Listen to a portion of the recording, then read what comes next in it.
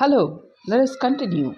Yes, but by this time, he was a guest on network programs, and it wasn't long before Sam Levinson transferred his talents entirely to the entertainment world.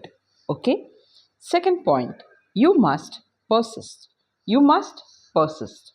When we learn any new thing, like French or golf or speaking in public, we never advance steadily. We do not improve gradually. We do it by waves, by abrupt starts and sudden stops. Yes, then we remain stationary a time, or we may even slip back and lose some of the ground.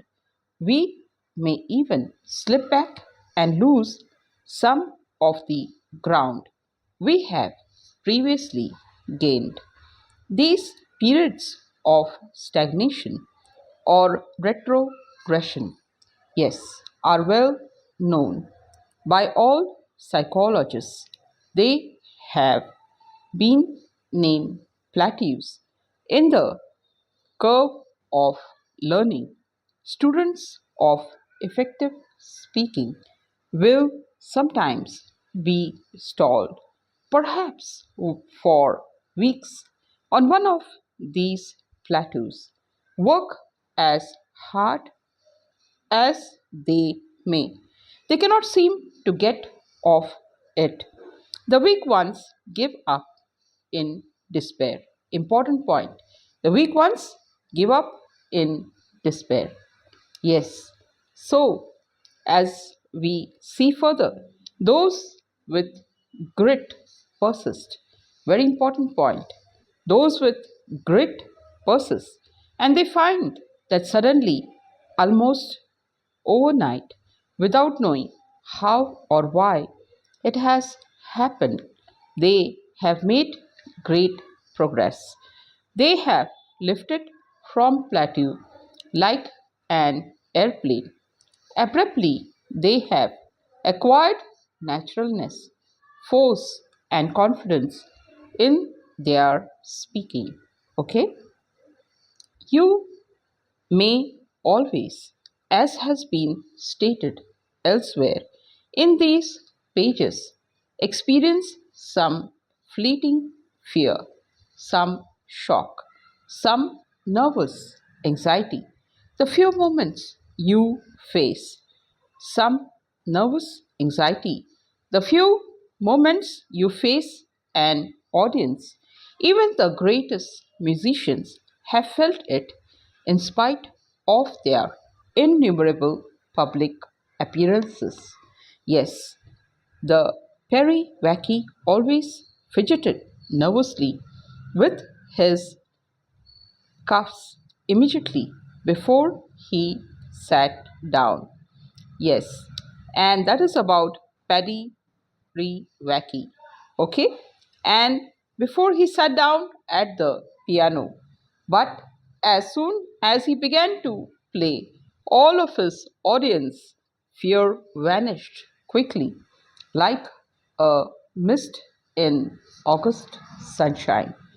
His experience will be yours. You will but persevere. You will soon eradicate everything. Yes, we have to be persistent. Yes, and you will soon eradicate everything, including this initial fear.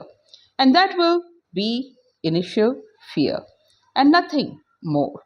After the first few sentences, you will have control of yourself.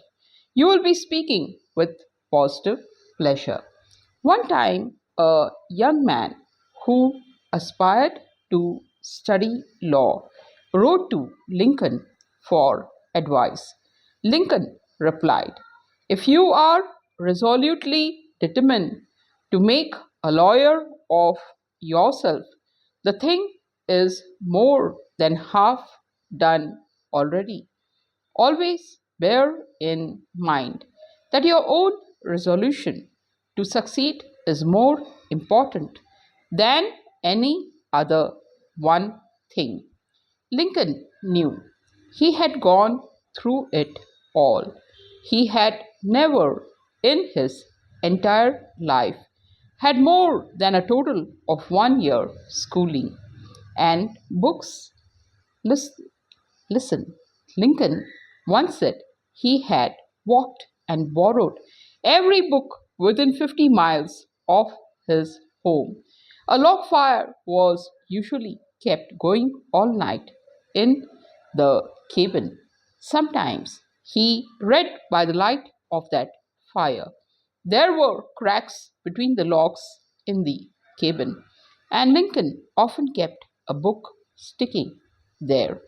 And as soon as it was light enough to read in the morning, he rolled over on his bed of leaves, rubbed his eyes, and pulled out the book and began devouring it.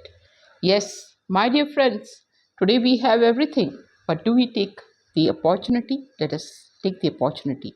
He walked 20 or 30 miles to hear a speaker, and returning home, he practiced his talks everywhere in the fields, in the woods, before the crowds gathered at Jones' grocery at Gentry Valley. He joined literally and literary and debating societies in New Salem and Springfield and practiced speaking on the topics of the day. He was shy in the presence of women.